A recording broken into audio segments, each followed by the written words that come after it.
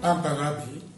I'm with Reverend Larry Thompson to discuss about our upcoming program, Infinity Dimension, coming up on the 15th of December, 2019.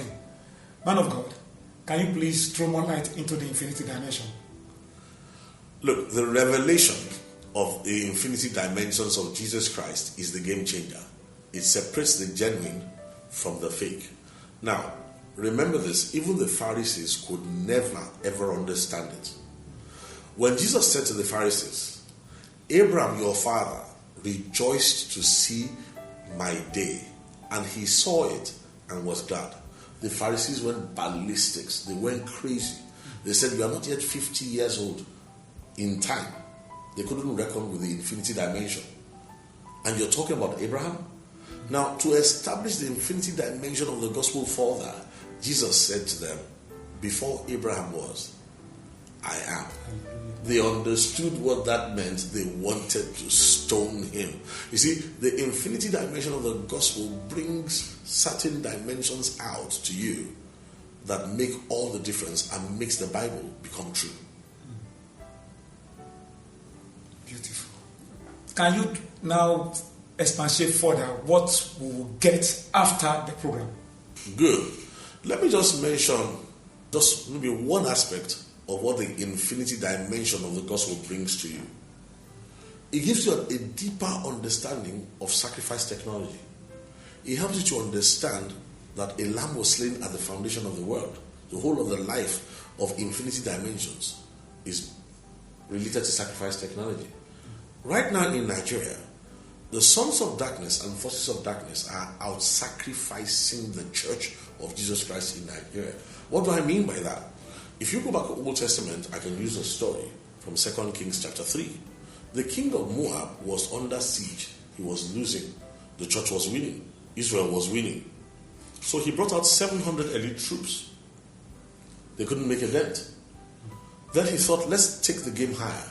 So he took his eldest son and sacrificed his eldest son openly. It was a game changer. And indignation arose against Israel. Israel had to flee because the spiritual atmosphere had changed.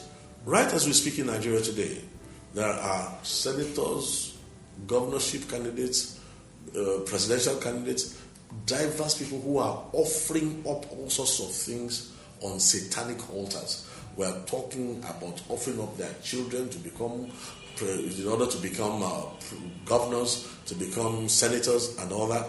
They are making offerings, sacrifice offerings, that the church cannot match towards God.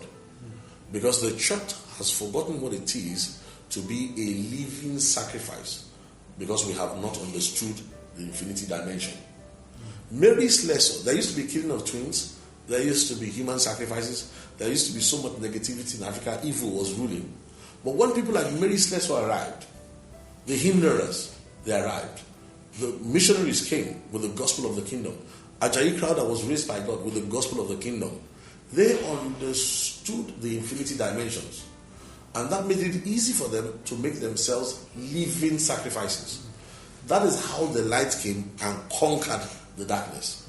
So right now, the modern Nigerian gospel has been influenced by, the pervasive American razzmatazz aspect of their own belief system.